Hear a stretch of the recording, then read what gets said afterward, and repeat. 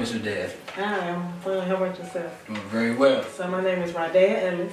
The year I graduated was December 2016. And right now I'm a full-time student pursuing my master's in public health at UW. How's that going? I'm in my last semester, so it's going well. You can walk across the stage again. I am.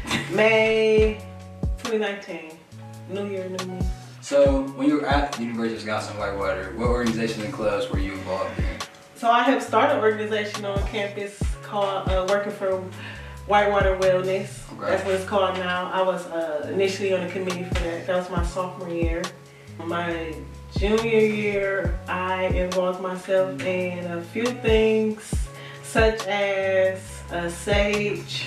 Okay. I was a general member, Impact, BSU, and I dabbled in chess just for a little bit. Chess, why just a little bit?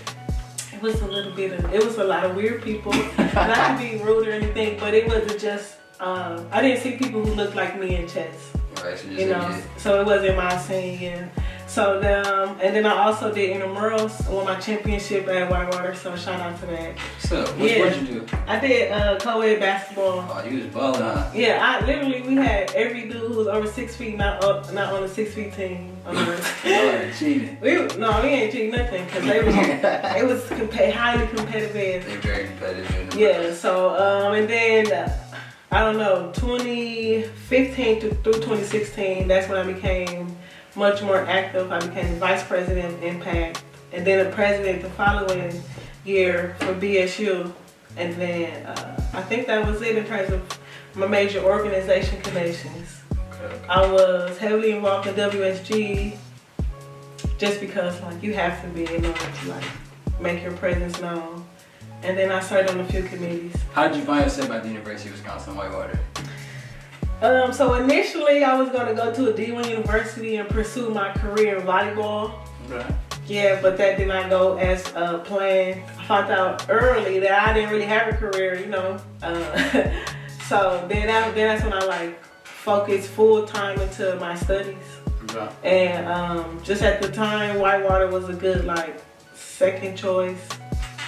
You know, in terms of like, okay, my first plan didn't go. I still gotta go to college, so where I'm gonna go. You know, Whitewater was close but far enough. So that's how I ended up in Whitewater. I went there in high school, we visited. I knew a few people from Mesmer who went there. So I was like, okay, I can see myself here. And I think that's like really the thing. If you can see yourself at a university, then you tend to end there. So that's what happened, and yeah, I think it was a good fit moving forward. Maybe not initially. Right, okay. So then what years were you at the university? So like... So I started 2011 and then I graduated 2016. Okay. So I got my degree in biological sciences in 5 years. Oh. So that's on par in terms of my track. It's Okay. pretty like. So then while you were on campus for those years, how was the atmosphere?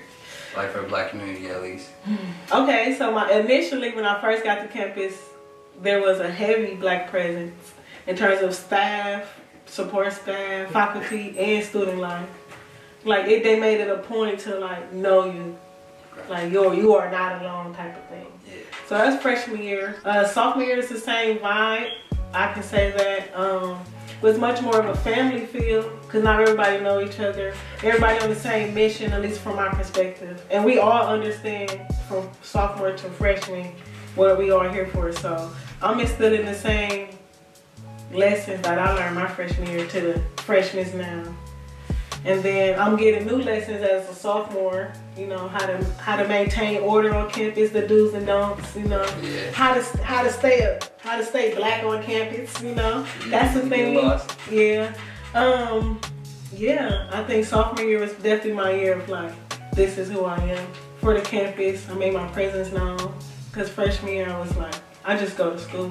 No, you're just chilling. Yeah, you see, I ain't stay nothing freshman year. I was just in there, and that was just more so to like make sure I don't get drowned out, you know, because it was so much going on. You did have so much support. You can easily get sucked in the wave of that. So, yeah, I was biological sciences, and my classes off the top was hard. So I had 5 credits out the gate. So it was like, yeah, I ain't got time to kick it. I ain't got time to learn the campus. You know, I have homework every day. I have a lab once a week, and it's 3 hours, you know. Nobody else in my class got this. So I can't kick it with y'all, I can't relate. Or you got homework to do, huh? Literally. But that set me up for success because it established my grade point average of 3.0, you know, 3.3 I believe. And like, although my sophomore year was hard, I was able to bounce back just because then I had student support, I had faculty support, you know what I'm saying? Like my grades slipped, but the fact that I had support, I knew I could still do it, you know? So I think sophomore year was decent. Junior year, I guess I had 2 junior years since I was there for 5 years. And yeah, the first junior year was much more, open than my second junior year. And I can only say that just because it was politically different on campus. And that's like through the world and then just on campus, because that was the time where we were transitioning from Obama to Trump, you know, and then on campus we were transitioning chancellors. So we got 2 administrative changes on my junior year, transitioning to senior year. So a whole bunch of stuff changed with that, and it was evident because along with the chancellor change, Scott Walker got his term reinstated, so he had another 2 years in office. So that's when the budget hit. So it was a lot going on. Politically, it was a lot going on, and that trickled down to student life. And since I was in a leadership position, I felt that first, or I seen the effects of it first. But in terms of like party life, I remember my sophomore year we beat Yale. It was some prestigious school on like how hard we turned up. That was like a literal thing they tested, and it was based off of tickets and alcohol sales. Really? That generate those numbers, yeah. And we beat them just because we had more tickets and alcohol sales. You know what I'm saying? They correlated that to like we turning up the most. And that was like a thing for us just because it like put us in the limelight of like national television. Yeah, at the same time we was winning everything at a Duke University. So we got national championships, national recognition, and we on ESPN. You know, like the school capitalized on that. And like you could tell we get money from miscellaneous places, donors, new shit popping up on campus. That's when y'all came in, y'all got a lot of new stuff. That was just cause of like what happened when people like gave a fuck. So the next question we have is, what was one profound moment that happened during your time on campus? For me personally, or like for my like college experience, because I definitely separate the two. Let's hear both. For me personally, I think my most life-changing experience, that was the question, right? Yeah. Was when I became a McNair Scholar, because that set me up for like academic success, period. Like literally when I became a McNair Scholar, you couldn't touch me, you know, because then it was like serious, because now I'm looked at through the university as someone with academic prestige, you know. The fact that I became a scholar young was a good look, and then the fact that I excelled as a young scholar was even better. So like me being a McNair Scholar allowed me to gain my leadership positions, allowed me to be noticed by the campus, allowed me to be tapped on the shoulder to do this and this, you know, like because I let them know I'm a student first, academia is life, nerds are us, you know what I'm saying? And I definitely tried to make school cool while I was there, and I took pride in that, and like that's what we was there for. And I ain't trying to be here all day. Like after a while I get bored, because you realize like there's more to life than college. And when you realize that, like you want to leave, you gotta leave. You trying to see what else, you know? Like at least that's what it was for me. And being a McNair Scholar allowed me to go to Africa, because you had to have some type of leadership position to leverage to go outside the country. You know what I'm saying? So like I used that full force to, you know, I ain't about to be a president, I'm gonna need to go there. You know, that's what my advocate said. You got them to pay for it? Hell yeah, needed it. Needed it. I went there broke still and they paid for it. That's what the fuck I was. So McNair like academically set me up for success, because that's why I'm in the programs that I'm in now. And then in terms of personally or just day-to-day life on campus, it'd definitely be when I became BSU president. Because I went from behind the scenes leadership to in front, like everybody got to look at me. You know, first I was just a person at the table to like, I told y'all to come to this table, you know, like, so I think that for me like definitely helped me realize like what my position is after college. Just because I was needed to like critically analyze certain things for the university, or our organization was looked at to do such. And then like just understanding like our position or my position as a president, and then the position BSU was in on campus was like, yeah, we need it. And by then I was very outspoken, and I was standing on necks physically, you know, intellectually, through emails, whatever I needed to do to like make whatever I had to have happen. Cause I definitely experienced a lot of like institutional like barriers while at Whitewater. That's part of the reason I was there for 5 years. Definitely would have graduated 4.5 if I didn't have like systematic errors, you know, but it is what it is. But like being the BSU president allowed me to realize my position in the Black community on campus, as well as my position in the Black community, period. You know, and that was definitely a life-changing moment for me. And then like it just allowed me to talk my shit and nobody can say nothing. It'll be people secretly coming up to me like, great job, you know, because of what I did as a president, not as myself. And I definitely tried to make sure I like made myself represent BSU, period. You know what I'm saying? Like I used to hate being called president in the open, you know. Not to say I'm not the president in the open, but I want everybody to feel like this they shit, not just me. You know, or this is everybody's organization, not just mine, you know. And sometimes that wasn't always expressed by the president. The president be like, this might be an issue, you know. So I definitely tried to like reword that language and to try to cultivate that community. And like just learning that I have to reword the language to cultivate a community is what being a BSU president allowed me to like learn and achieve and like actualize outside of that organization. Because now I cultivate community through my program I'm pursuing for master's, so it's like needed it. It was definitely a life lesson of mine that I learned in college that I still apply right now. Being the vice president of Impact was a little different because it was a much smaller organization.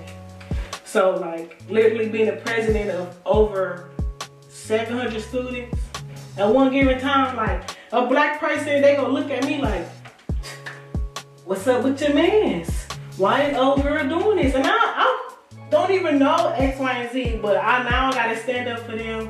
You know what I'm saying? Now I gotta act on their behalf or make sure whatever they're doing doesn't reflect bad on us as a whole. Right. Yeah, it was a lot of people managing, but I learned I was good at that. And at the time, we needed that, like, strong leadership.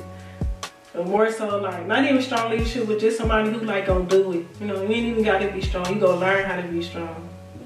But you gotta be, like, willing to put the effort in. And, like, I cultivated a team who was willing to put that effort in. Shout out to them. For you personally, what do you prefer? Being called black or African American? So,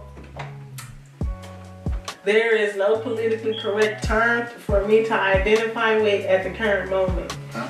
And I just say that to say, like, both black and African are politically termed or political terms.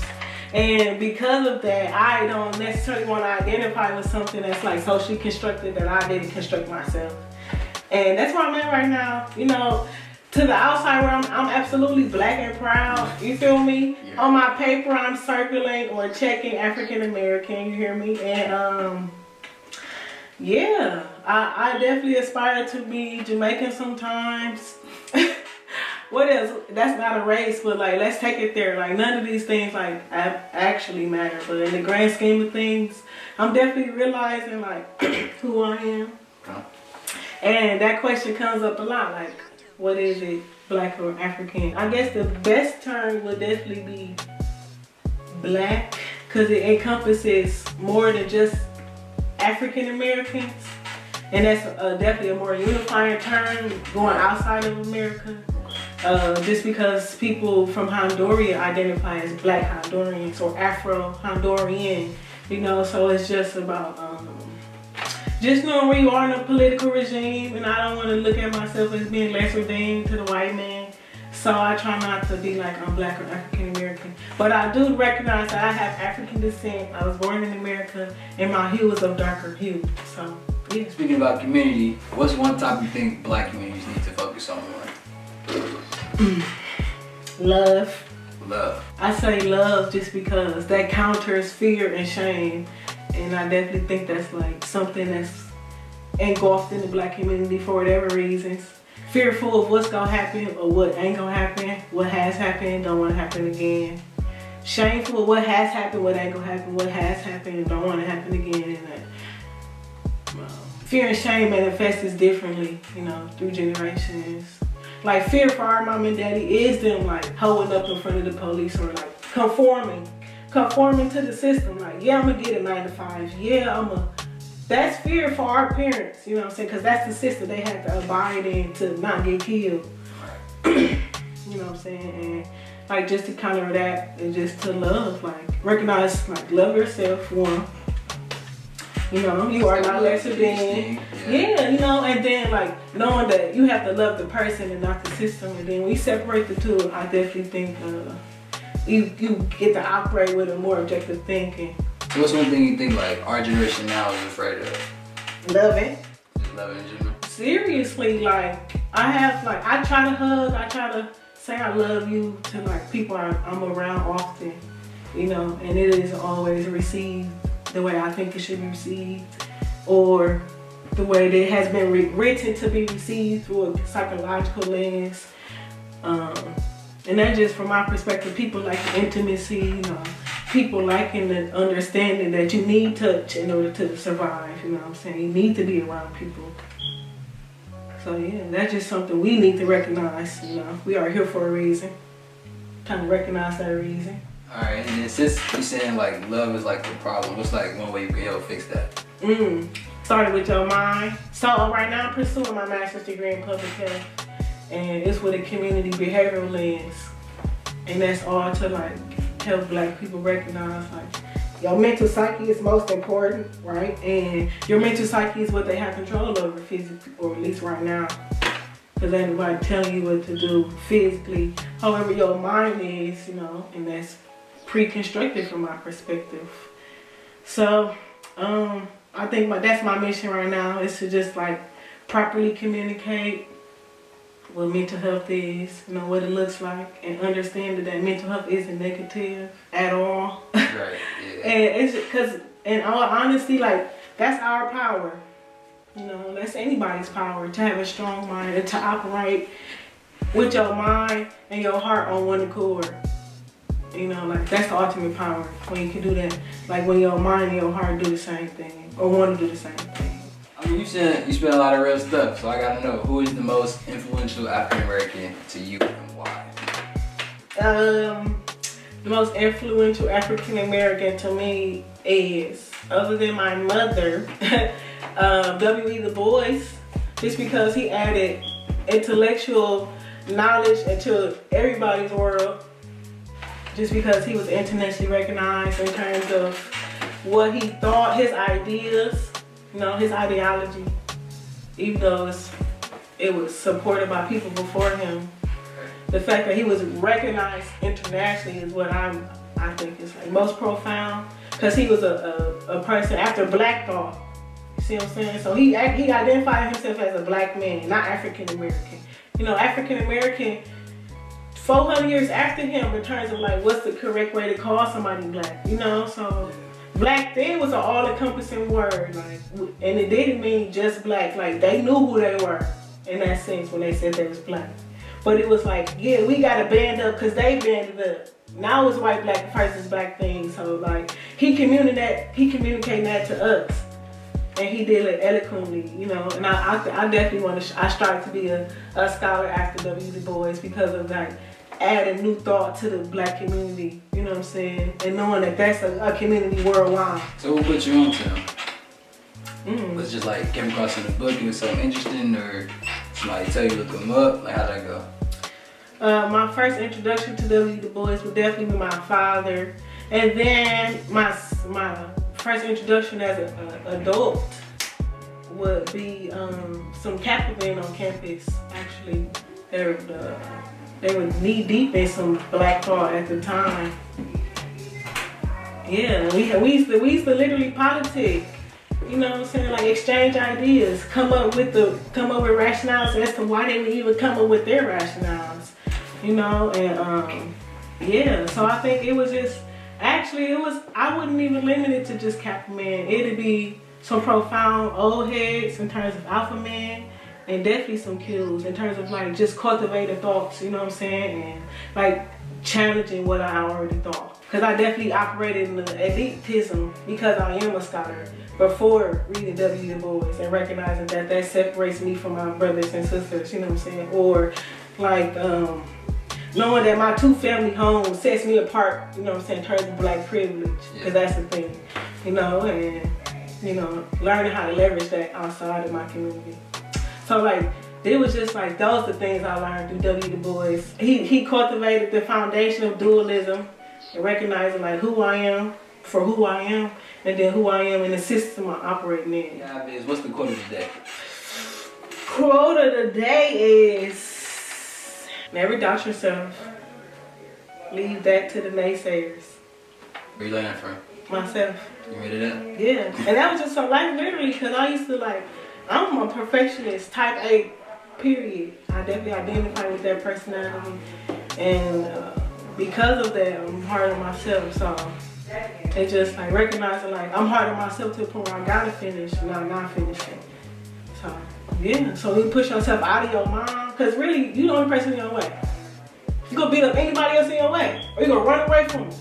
Then the only two options you really have.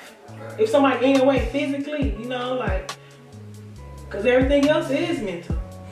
So once you realize that, then you realize you have the control over your mind because it's your mental. You feel me? Then you gotta capitalize off that knowledge. Like, this my head. What am I putting in it for me not to doubt myself? Or what am I telling myself so that I am? But then you just correct that behavior or continue the good behavior or the positive behavior that promotes you achieving your goals. You know what I'm saying? You finishing what you said. Yeah, that's why I typically do mantras, because that reinforces thought. You know, that's why I make goals, because that reinforces thought, that holds me accountable to myself. Yeah. Thank you for coming out today. We appreciate it. No problem. My name is Radaya Ellis, and this has been Test of a Man.